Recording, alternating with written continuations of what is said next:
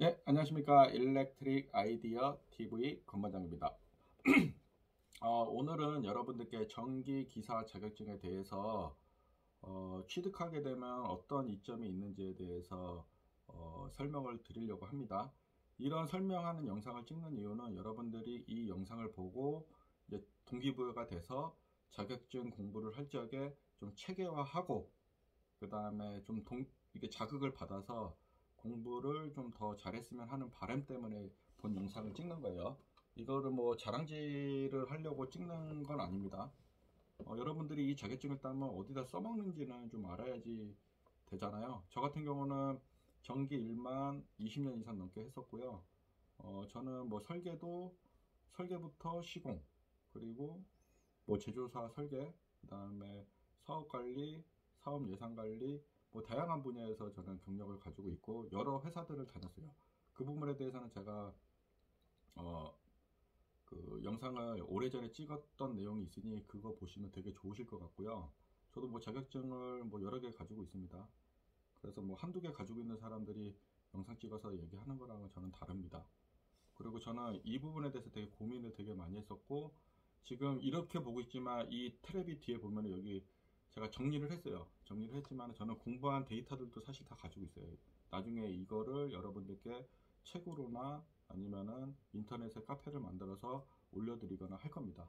제 후배들이죠. 전기나 가스나 소방은 아니면 공학도들은 다 제 후배입니다. 그래서 모두가 성공하고 잘된 삶을 살기를 바라고 저와 같이 꾸준한 부단히 노력을 해서 학습을 해서 정말 부자가 됐으면 좋겠어요, 저는.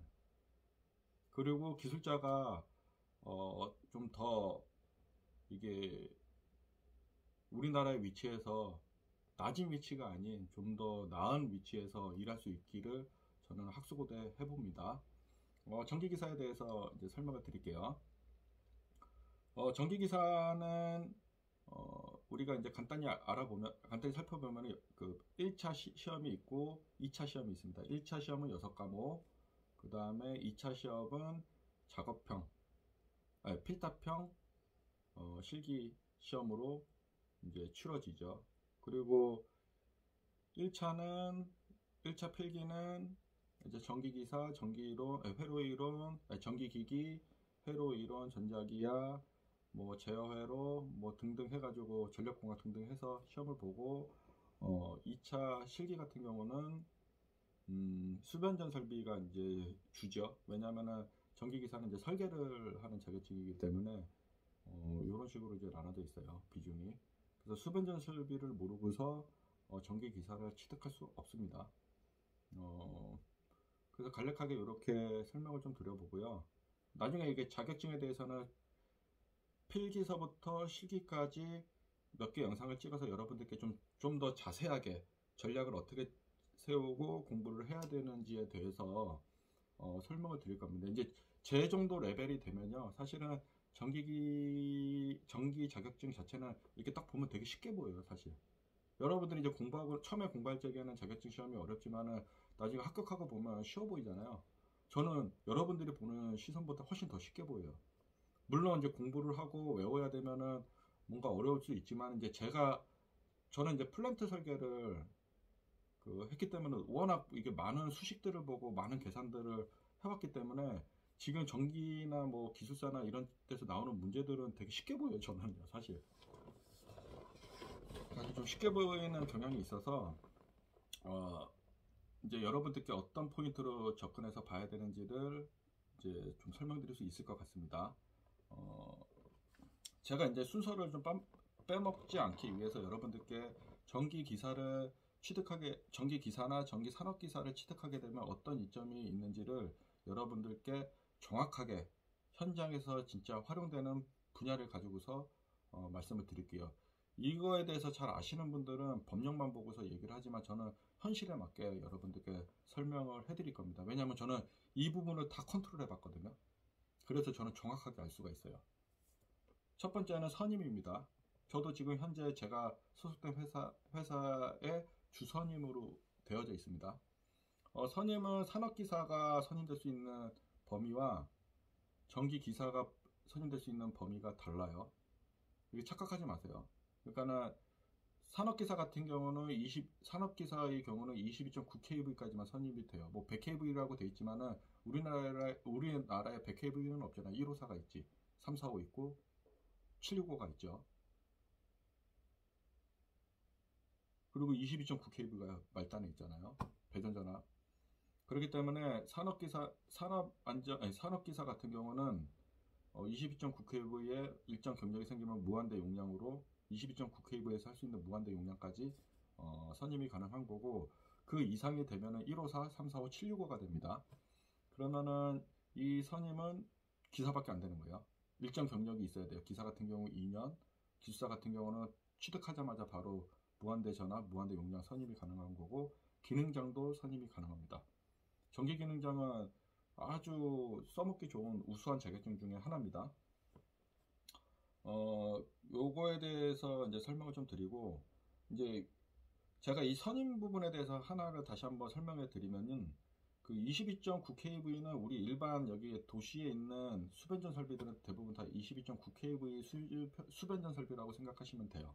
그리고 SK 에너지나 뭐 GS 칼텍스나 뭐 큰 기업들이 가지고 있는 공장들 있죠. 뭐 효성이나 이런 데는 154 수변전 설비들이 되게 많아요. 그런 데는 산업기사가 가서 선임 못 하겠죠. 무조건 기사 자격증이 있어야 되는 거예요. 기능장이나 기술사나. 그런 차이점이 있다는 것만 알고 계시면 좋을 것 같고요. 그 다음에 전력기술관리법상의 전기기사나 그 전기기사나 산업기사 같은 경우는 그 감리 인력으로 일을 할 수가 있습니다. 그래서 기사 같은 경우는 일정 경력이 되면은 고급관리까지, 산업기사도 마찬가지로 고급관리까지 올라갈 수 있어요. 하지만 특급관리는 우리 전기 경우는 기술사밖에 못 올라가게 만들어 놨어요. 뭐 이거는 나중에 언젠가는 인력이 부족하게 되면 풀어줄 거라고 생각을 하지만, 뭐 고급만 돼도 뭐 충분합니다. 그래서 뭐 욕심 안 가져도 돼요. 제가 말씀드리는 거 욕심 안 가지셔도 되고요. 세 번째는 전력기술관리법상의 설계사 자격증을 전기기사나 산업기사 같은 경우는 1급, 2급을 받을 수가 있어요. 전기공사는 못 받아요.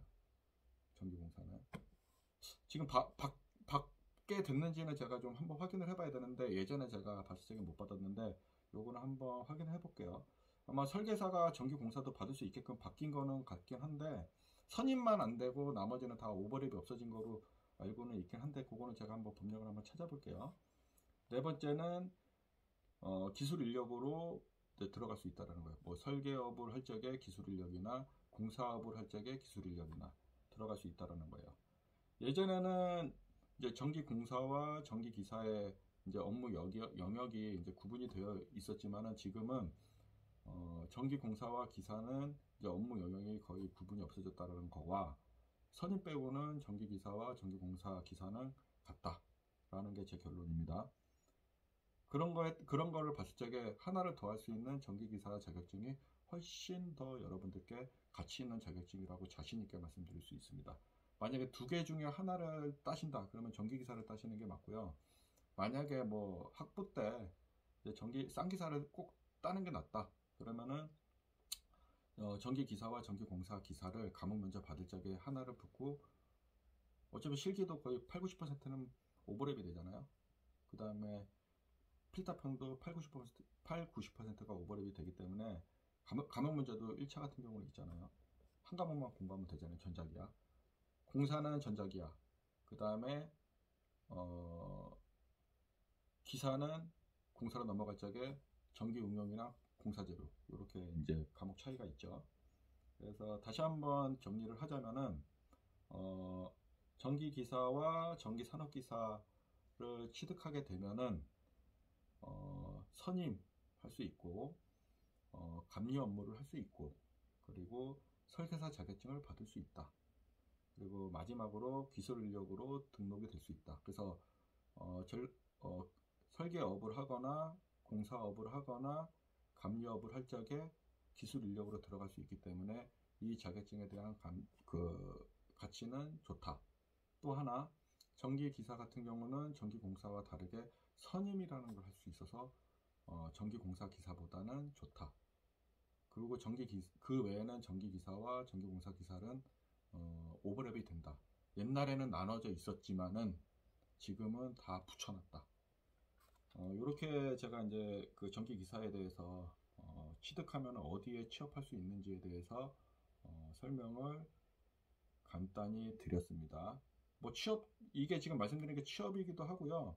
내가 일하는 분야, 그 다음에 이 자격증이 써먹을 수 있는 분야에 대해서 정리를 해드린 거예요. 요 점 알고 본 영상을 봐주시면 좋겠습니다. 네, 이상 마치겠습니다.